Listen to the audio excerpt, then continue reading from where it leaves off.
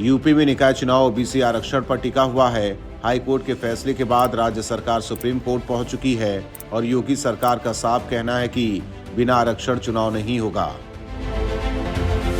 लेकिन सवाल ये उठ रहा है कि आखिर राजनीतिक दलों के लिए ओबीसी वोट बैंक इतना जरूरी क्यों है।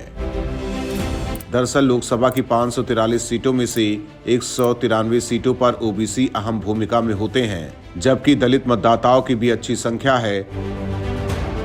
वहीं यूपी और बिहार की राजनीति ओबीसी और दलितों के इर्द गिर्द घूमती है।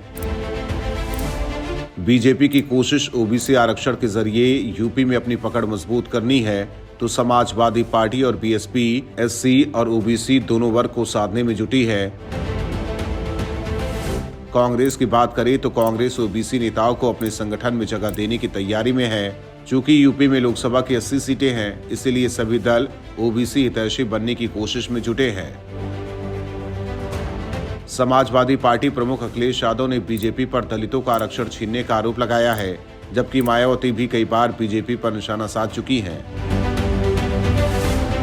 ओबीसी आरक्षण के मुद्दे पर ही यूपी में निकाय चुनाव लटक गया, लेकिन ओबीसी आरक्षण का जिन तुरंत बाहर आ गया।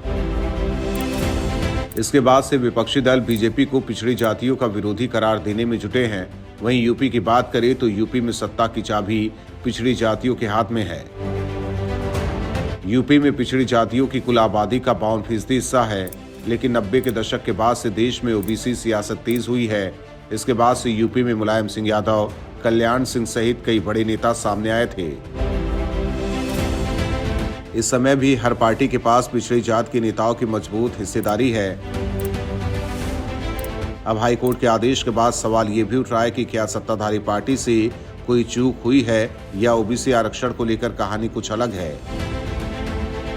फिलहाल मामला सुप्रीम कोर्ट में है। अब जब तक कोर्ट का फैसला नहीं आ जाता, कहना मुश्किल है कि ओबीसी आरक्षण पर जीत किसकी हुई।